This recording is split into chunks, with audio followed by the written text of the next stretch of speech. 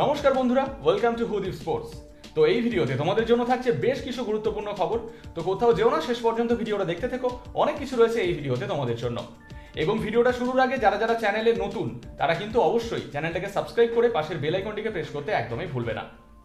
তো আর কথা না বাড়িয়ে শুরু করা যাক আজকের ভিডিওটা। তো আইএসএল এর বেশ কিছু খবর তোমাদের সাথে আমি শেয়ার করে নেব। তো যদি কথা বলা যায় প্রথম খবরটাকে নিয়ে, তো তোমাদের জানিয়ে দিই সেই খবরটা কিন্তু আসছে ইস্ট বেঙ্গলকে নিয়ে।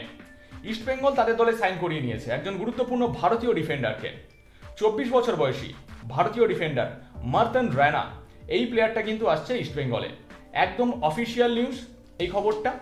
রাজস্থান ইউনাইটেডে খেলেছেন মার্তন রায়না, তো তিনি আসছেন ইস্ট বেঙ্গলে।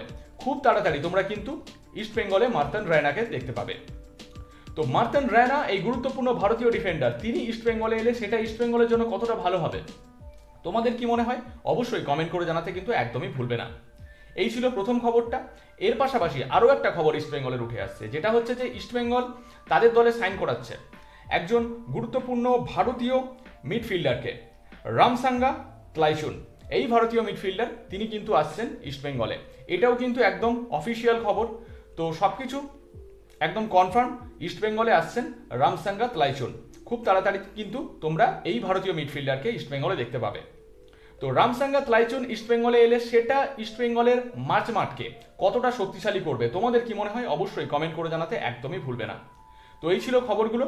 ভিডিওটা ভালো লাগলে অবশ্যই লাইক আর শেয়ার করে দাও, এবং তার পাশাপাশি কমেন্ট করে তোমরা তোমাদের মতামত জানাতে কিন্তু একদমই ভুলবে না।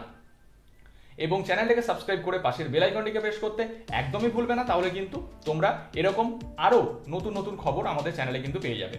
দেখা হচ্ছে নতুন একটা ভিডিওতে, ততক্ষণের জন্য ভালো থেকো এবং দেখতে থেকো হুদীপ স্পোর্টস।